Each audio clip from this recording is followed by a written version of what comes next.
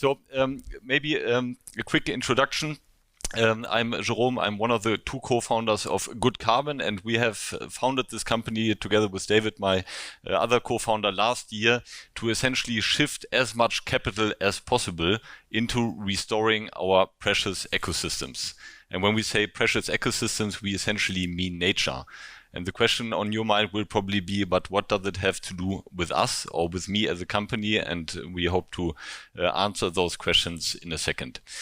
So what is the motivation for us to shift as much capital as possible into nature? It's very simple. The topic of climate change cannot be solved without restoring nature. Yeah, so in the media, there is a lot of debate about climate warming. There's a lot of debate about CO2 reduction. There's a lot of debate about decarbonizing our atmosphere.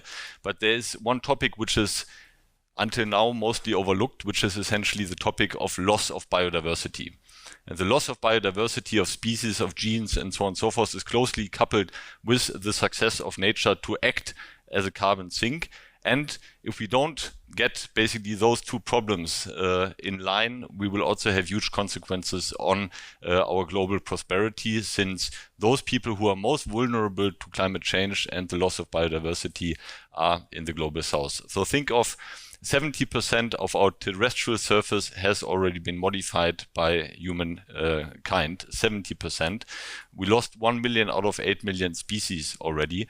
And if you think about clean air, clean food, or availability of food, clean water, our ability to also respond to pandemics, then this is very closely related to our ability also to restore biodiversity.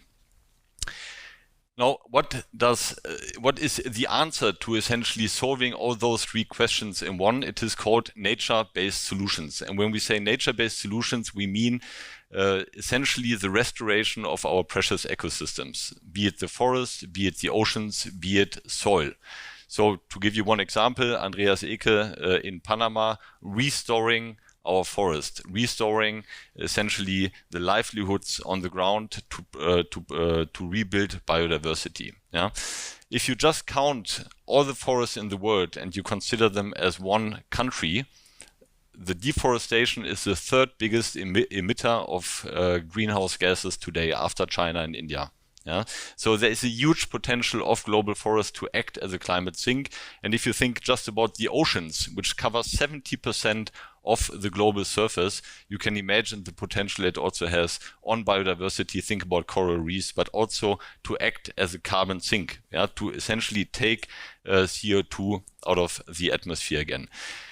And if you look at all the different possibilities for you as a company to also act in this market today, you have essentially the ability to invest into carbon credits from technical solutions. You have the ability to fund renewable projects. But the only asset class out there which is really having an impact on climate, on biodiversity, and on social is nature itself. Now, a lot of your companies already committed to become net zero. And there is a scientific basis for this, which is, you mentioned it earlier, the Science-Based Target Initiative. There's a clear path towards becoming net zero by first reducing emissions, your own emissions, and then removing whatever you can't reduce yourself. But companies can also act in basically pushing nature again by becoming what is called nature positive. Yeah? So to stop the net loss of nature, to stop the net loss of our species, and companies can organize and can capture those targets around an initiative which is called Science-Based Targets for Nature. Yeah, so companies, you as a company, can take action also on nature, not by only by being net zero, but also by becoming nature positive. And the European Union will make this a from beauty to duty exercise almost, right? So if you look at the EU taxonomy, which will force 50,000 companies across Europe from 2024 onwards to report on their impact on climate change mitigation, climate change adaptation, pollution and waste management, and the ability to also restore biodiversity and push social standards locally, companies will be forced to act, and will be forced to yearly report about the impact on nature and the impact nature has on them. And nature-based solutions is a fantastic way to address many of these dimensions which have been discovered and have been formulated by the European taxonomy. So there is a regulatory pressure to essentially act. And what Good Carbon is offering, what we are offering as a platform, is essentially a perfect access for companies to directly get in touch with project developers in the space of nature-based solutions. So think of Amazon, just different. And very different because it's B2B, it is sustainable, but it's a digital platform on the web which gives you the ability to purchase carbon credits from high quality projects in the space of nature. And it takes out the middleman, it gives you direct access, it gives you access to better prices, and the platform differentiates really in three ways. Number one, we are good carbon and not any carbon, which means we only have projects on our on our platform which are of the highest quality. We give you the ability to plan out the next 30 years in terms of need of carbon credits from nature-based solutions. And we are a platform which is conveniently available on the web and which gives you the ability to directly control also your daughter companies, almost not software as a service, but nature as a service on a digital platform. So when we say quality, we essentially mean we have projects on the platform which are always Verra or Gold Standard or Plan Vivo verified. I'm not sure if, I guess most of you know those standards already, but we are further curating the platform by looking at different impact dimensions, especially biodiversity, by looking at risk dimensions and also by looking at the integrity of those projects. And only then we bring those projects onto our platform. What is the use case, you will argue, and how can I access nature? So let's look at the following situation. You are a company who committed to become net zero by 2040. I'm not sure if you can see it, by 2040. So you will have a certain need of carbon credits, which you have to remove. You can't get rid of them through your own operations. And this curve is unknown to a certain extent because 2040 is a long period of time. And what the platform provides you is the opportunity to essentially establish a base load of carbon credits from high quality projects across the globe on a long-term basis. We are talking 20-25 years, without owning the land, without owning the operational complexity.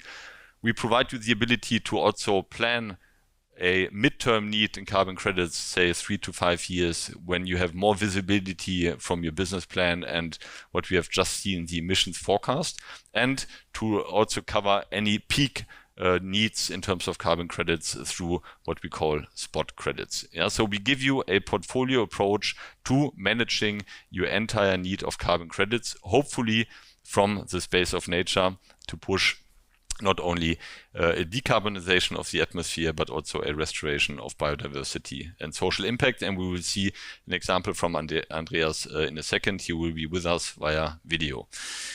So what is the customer journey? It's very simple. It's a digital platform, as I said earlier. Think of Amazon just different. We are B2B. It gives you the ability to browse through projects, to purchase carbon credits, short-term, mid-term, and long-term, and to also disclose your portfolio conveniently to the outside world. So think of integrating your depot of carbon credits on your corporate website and therefore displaying to your consumers, to your partners, to your employees what actions you have been taking in nature.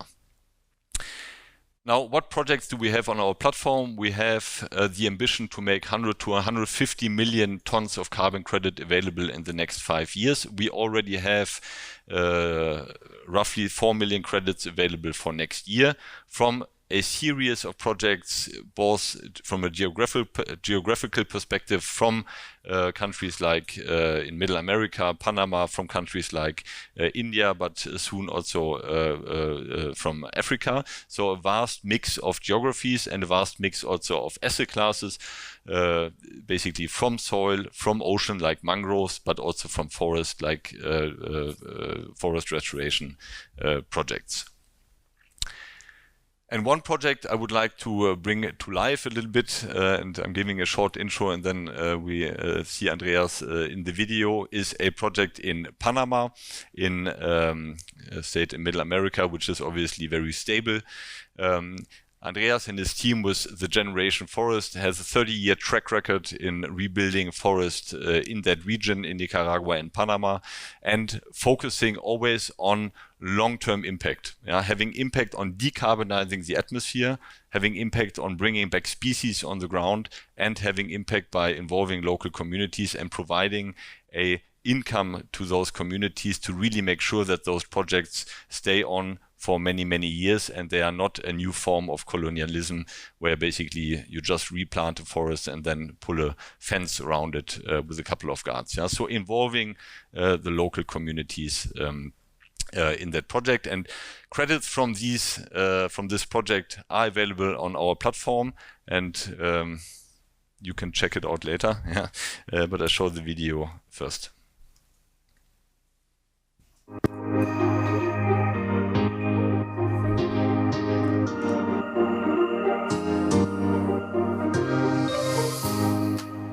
The uniqueness the Generation Forest represents comes from this combination of production, profitability on one side, and taking nature into account on the other side, and putting together and balancing out nature and business in a sense, and then building permanent forest instead of a plantation.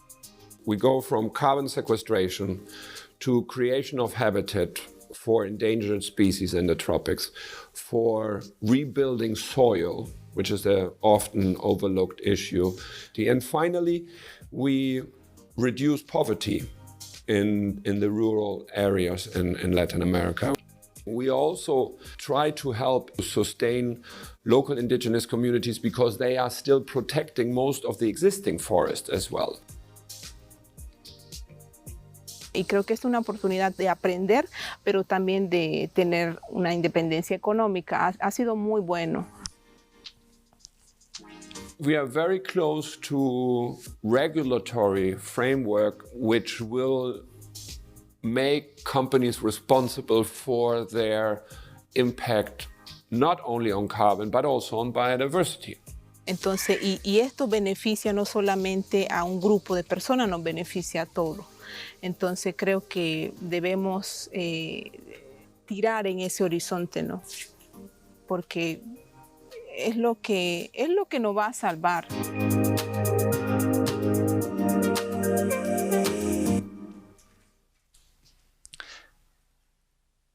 All right, so that's all about it. I just want to summarize maybe quickly. Companies will have an increased need to also invest into restoring biodiversity and having impact not only on climate, but essentially to improve also livelihoods. One way to get there is to invest into nature-based solutions, which many companies already started. And we make nature accessible, almost nature as a service, not software as a service, but nature as a service conveniently on one platform without middlemen. And we focus only on good carbon and not just any carbon, meaning projects on the platform are curated in advance and take away the investment risk also from companies. So thank you for your attention, and Philip and I are here to answer any questions which you might have. Thank you very much.